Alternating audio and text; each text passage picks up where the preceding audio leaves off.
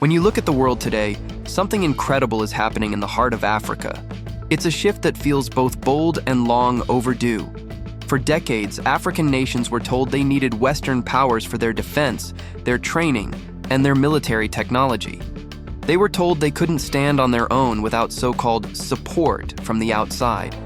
But now, a new generation of African leaders is rising up, and they're rewriting that entire story. One of the most fearless among them is Captain Ibrahim Traoré of Burkina Faso. Traoré has become more than just a political figure. He's become a symbol of what it means to take back control. His leadership has inspired millions across the continent because he is not waiting for anyone's permission to build a future that truly belongs to his people. One of his most groundbreaking steps is something few expected: his intense focus on UAVs, or unmanned aerial vehicles, drones. But these aren't just flying machines. They represent something much bigger. They represent self-reliance, innovation, and a powerful declaration that Africa can and will defend itself without anyone else's hand on the switch. For years, Burkina Faso, like so many other African nations, faced the heavy burden of foreign influence in its defense systems. Western nations provided weapons, training, and intelligence, but it always came with strings attached. Those strings were control, dependency, and limited sovereignty. Every drone that flew, every jet that launched, had to be approved, serviced, or guided by someone outside the continent. It wasn't independence, it was a leash disguised as assistance. And that's precisely what Traoré refused to accept. He understood that true freedom cannot exist without military sovereignty. He wanted Burkina Faso to not only defend itself, but also to innovate from within. So under his leadership, the country began investing heavily in its own drone technology, locally designed, locally operated, and locally maintained. These UAVs are not imported luxuries. They are homegrown solutions to homegrown problems. And here's where the story gets really emotional. When the first Burkinabe-built drones took flight, it wasn't just a military milestone, it was a national awakening. Imagine seeing your country's flag painted on those aircraft, flying across the skies with purpose. The horizontal red and green stripes with that bright yellow star in the center weren't just colors anymore. They were a message to the entire world. We can do this ourselves. You could feel the pride echoing through the villages, through the dusty streets, and through the hearts of young Burkinabe boys and girls watching those skies. Traoré's drone program isn't just about fighting wars. It's about ending a different kind of war. The psychological war that made African nations believe they couldn't protect themselves without foreign help. He's not building an army to conquer. He's building one to restore dignity, to protect his people, and to end the fear that dependency brings. When drones built in Burkina Faso began to patrol its borders, they symbolized a quiet but powerful revolution.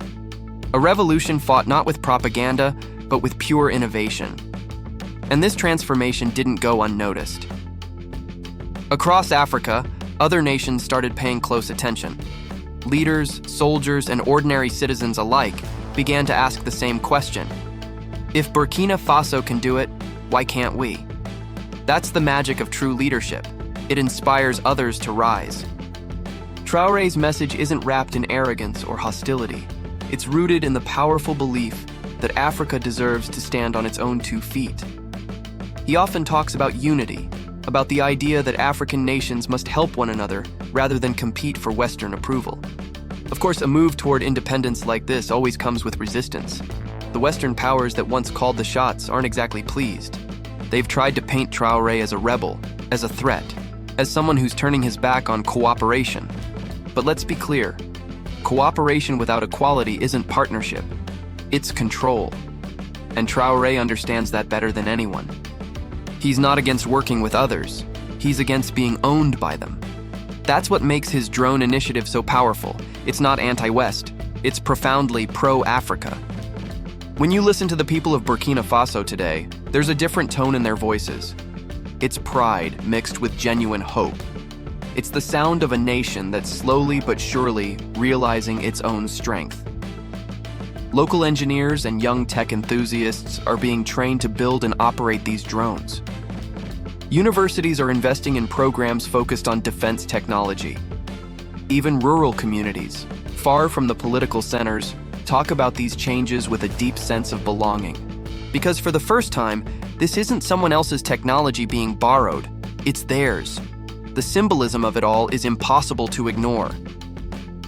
The same skies once dominated by foreign surveillance are now being filled with aircraft built by Burkinabe hands.